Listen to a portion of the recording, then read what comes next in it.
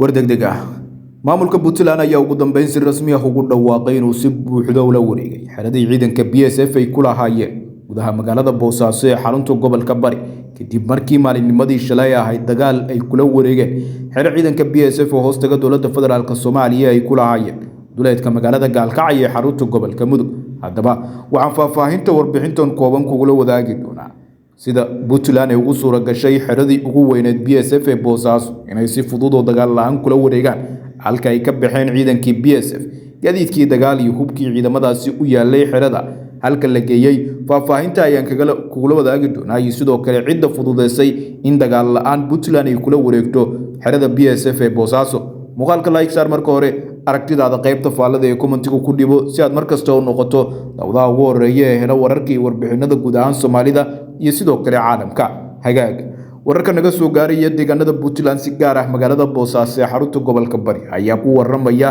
in maamulka Puntland ciidamadiisa ammaanka ay si buuxda ula wareegeen guud ahaanba gacan ku haynta xeradii BSF ay ku lahayd gudaha magaalada Boosaaso taasoo ay mid ka mid ah xerooyinkii ugu waaweynaa kadib dagaal maalinnimadii shalay ahayd ka dhacay gudaha magaalada Gaalkacyo taasoo ciidamada BSF loogala wareegay xeradii ugu weyneed ee gobolka Mudug ay ku lahaayeen kadib dagaal aad u xoogan oo ciidamada Puntland ay ku ekeeyeen xeradaasi. ciidanka BSF ayaa gebi ahaanba waxaa lagu soo waramayaa inay faaruujiyeen oo isaga baxeen xeradii ay ku lahaayeen gudaha magaalada Boosaaso ee xarunta gobolka Bari.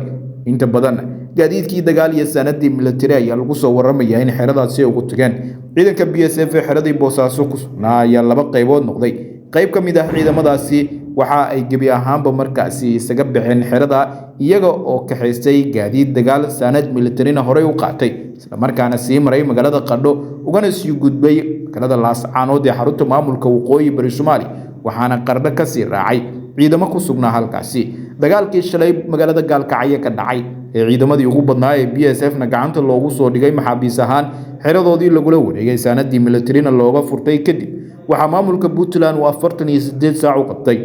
dhammaan ciidamada hubeysan ee aan ku jirin safka maamulkaasi ee hoostaga dowladda federaalka Soomaaliya inay isku soo dhiibaan isla markaana fursad ay u haystaan 48 saac gudahood inay ugu biiraan qaybaha kala duwan ee ciidamada dowlad goboleedka Puntland isla markaana ay noqon doonaan ciidan si rasmi ah uga tirsan maamulka Puntland. haddaba wixii intaasi ka dambeeyay ciidamadii ku sugnaa xerada BSF ayaa noqday laba qaybood. qaybi waxa ay noqotay inay si rasmi ah ugu biiraan ciidanka maamulka Puntland oo waxa ay fuliyeen amarkii madaxweyne Siciid Cabdullaahi Deni ka soo baxay kaasoo markaasi dhigayay in ciidanka cid kasta oo doonaysa in ciidamada Puntland qaybahooda kala duwan ay ku biirto 48 saac ay fursad u haystaan. laakiin qaar kale oo ka mid ah ciidanka BSF waxay dalbadeen in wadada loo furo isla markaana ay si nabadgelyo ah uga baxaan magaalada Boosaaso iyo guud ahaanba deegaanada Puntland isla markaana aan la carqaladeynin. waxaana arrintan ka shaqeeyay guddi ka kooban 6 xubnood oo u badnaa isimada dhaqanka ee ka soo jeeda gobolka Bari. maamulka Puntland